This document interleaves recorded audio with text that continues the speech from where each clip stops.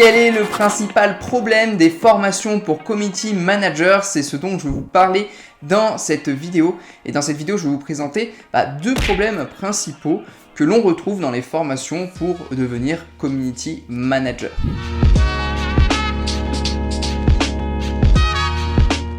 Salut les CM et bienvenue sur la chaîne des community managers qui souhaitent développer leur activité avec succès. Donc si tu es nouveau ou nouvelle sur cette chaîne, je t'invite à t'abonner à la chaîne YouTube pour ne rater aucune des prochaines vidéos qui arrivent et également à activer la petite cloche des notifications pour être alerté.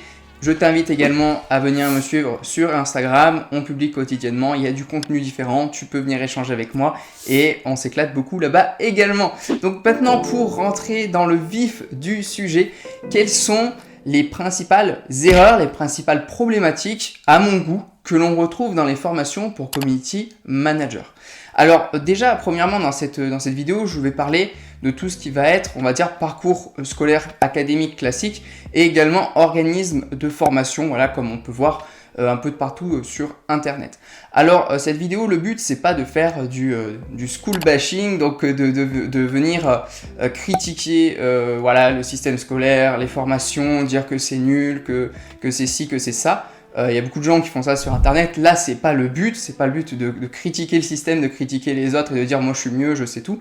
C'est pas l'objectif, c'est juste que moi, à mon goût, il y a certaines choses qui ne me conviennent pas et qui ne conviennent pas également à beaucoup d'autres CM parce que j'ai eu des retours, voilà, que ce soit des CM que j'ai accompagnés en coaching ou des CM avec qui j'ai échangé de manière générale, certaines problématiques, certaines erreurs qui font que, on va dire, l'expérience d'apprentissage n'est pas optimale dans ces organismes et ces systèmes de formation-là. Donc la première problématique que l'on retrouve, c'est qu'en fait, si vous voulez vous lancer en tant que CM salarié, ces formations, ces organismes, ces parcours sont très bien faits. Voilà, vous voulez être employé, vous voulez être CM salarié, généralement c'est bien, vous y apprenez ce que vous avez à y apprendre, ensuite vous avez votre diplôme et vous pouvez travailler comme salarié dans des entreprises, tout ça, ok, parfait.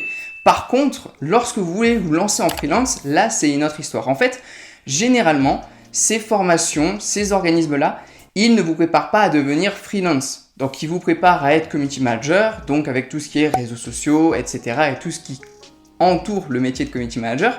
Mais dès qu'il s'agit d'être freelance, c'est-à-dire de créer une entreprise autour du community management, c'est-à-dire trouver des clients, créer son offre, fixer ses tarifs, créer, voilà, par la suite peut-être déléguer, créer une équipe autour de soi, savoir comment gérer ses clients, aussi gérer tout ce qui va être son statut d'entreprise, sa compta, tout ça, ses factures, etc. Tout ça, on ne l'apprend pas. Et c'est vraiment dommage parce qu'il y a beaucoup de CM qui sortent justement de ces organismes de formation, de ces formations-là, et qui sont totalement perdus une fois qu'il faut se lancer en freelance. Et on le voit souvent, si vous vous baladez sur des groupes Facebook ou des forums pour community manager, il y en a énormément qui ont suivi des formations comme celle-là. Et ok, sur la partie réseaux sociaux, ils ont des connaissances, ils sont capables de faire grossir un compte de réseaux sociaux pour leurs clients.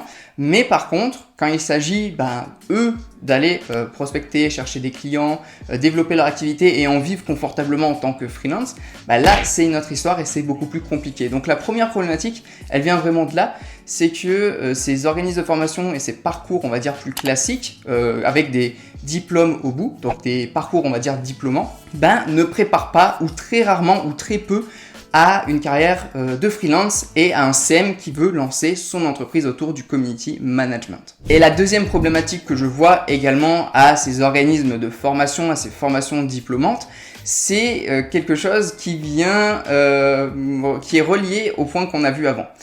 En fait, la principale problématique que je remarque, c'est que les personnes qui enseignent dans ces parcours-là, eux-mêmes ne sont pas des personnes, des fois, qui sont hyper compétentes ou toujours à jour.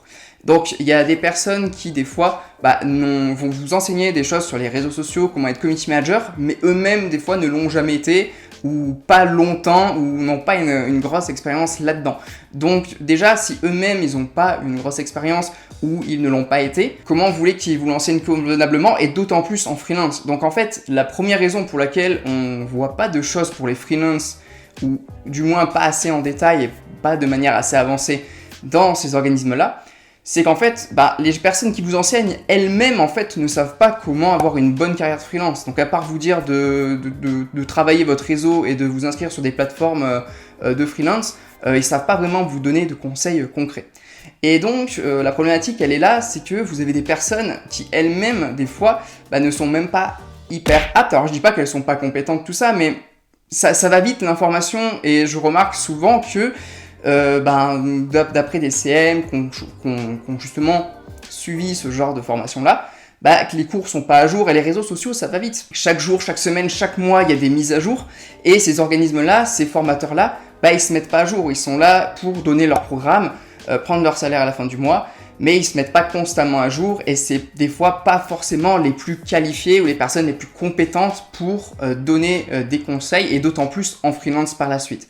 Donc voilà, la deuxième problématique elle vient de là, c'est que les personnes qui vous enseignent, des fois, c'est pas les personnes les plus, on va dire, qui se mettent le plus à jour, qui sont les plus compétentes, qui ont le plus peut-être d'expérience, parce que des fois il y a des personnes qui, moi j'ai déjà eu des retours de community managers qui ont suivi ces formations-là, et qui me disaient que la personne qui leur enseignait à être community manager n'avait jamais été community manager. En fait, elle avait un parcours un peu dans le marketing digital, des diplômes là-dedans pour enseigner, mais elle-même n'avait jamais fait ça en fait. Elle avait de la théorie, une base théorique qu'elle enseignait et elle l'a recraché tout simplement, mais elle n'avait pas vraiment d'expérience et surtout elle n'était pas à jour. Il y avait plein de choses sur lesquelles ce n'était pas à jour.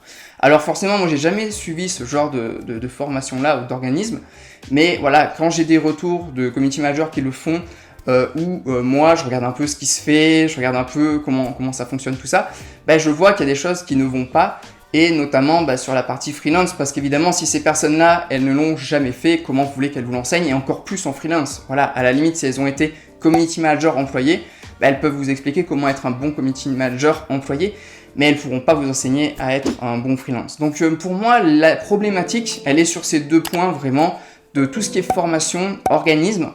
C'est que en fait on vous prépare pas à être freelance, ou du moins pas un freelance vraiment qui va bien s'en sortir. Et deuxièmement, les personnes qui vous enseignent là-bas ne sont pas toujours les plus compétentes. Alors comme je vous ai dit tout à l'heure, je suis pas là pour dire que les gens sont nuls, que je suis le meilleur, que les gens sont pas compétents. C'est juste un fait et c'est juste une observation que j'ai fait, que d'autres CM ont fait. D'ailleurs, n'hésitez pas vous à faire vos remarques par rapport à ça dans les commentaires. Mais voilà, pas les personnes les plus à jour sur tout ce qui est réseaux sociaux, pas les personnes les plus compétentes, pas les personnes qui ont eu justement un parcours ou une expérience dans ce qu'elles vous enseignent elles-mêmes.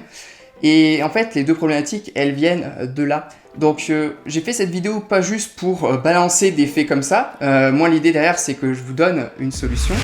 Et cette solution, c'est la suivante. Maintenant qu'on a vu les deux principales problématiques, comment pallier à ça? Parce que moi, je vous dis pas de ne pas aller suivre des formations diplômantes. Au contraire, si vous avez envie de le faire, que ça va vous servir dans votre parcours ou que vous sentez vraiment le besoin d'aller suivre ces organismes, ces parcours scolaires-là, pour avoir un diplôme de CM à la fin, allez-y. Mais par contre, gardez ce que je vous ai dit juste avant en tête.